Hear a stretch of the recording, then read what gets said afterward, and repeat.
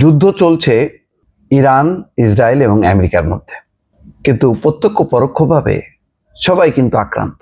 মধ্যপ্রাচ্য তো থরথর করে কাঁপছে।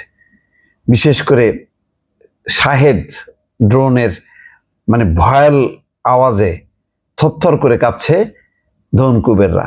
আরব ধনকুবেররা ভয়ে তটস্থ হয়ে আরব দেশ ছেড়ে পালাচ্ছে আমেরিকা, ইউরোপে।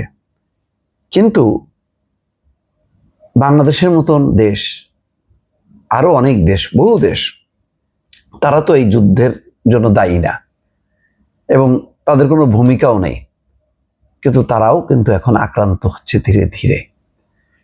কি বলা হচ্ছে? হরমুজ প্রণালীতে তেলের ট্যাঙ্কার চলাচল 90% কমে গেছে। 90% কমে গেছে। তার মানে জ্বালানি সংকট আসছে খুব ভয়ালভাবে। সারা বিশ্ব কিন্তু প্রকম্পিত। জ্বালানি ছাড়া পৃথিবী অচল, চলবে না। এবং সেই হরমুজ প্রণালী বন্ধ করে দিয়েছে ইরান। ইরানের IRGC, Islamic revolutionary guard corps, সর্বোচ্চ বাহিনী, তারা বলছে যে হরমুজ প্রণালীর উপর তাদের পূর্ণ নিয়ন্ত্রণ আছে।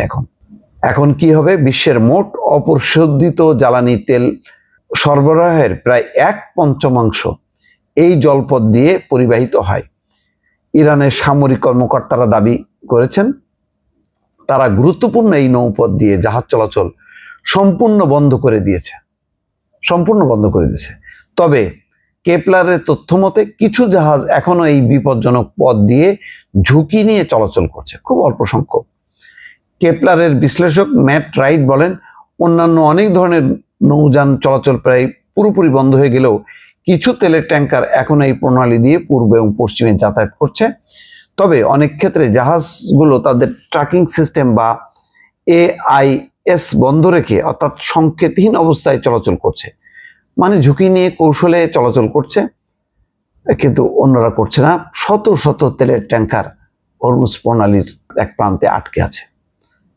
তাহলে এটা যদি চলতে থাকে, বিশ্বের সবাই কম বেশি এই যুদ্ধের দ্বারা প্রভাবিত হবে, অথবা জ্বালানি তেলের দাম বাড়ার সাথে সাথে যেটা হবে, খাদ্য পণ্যের দাম বাড়বে, অন্যান্য সমস্ত জিনিসপত্রের দাম বাড়তে থাকবে হু হু করে।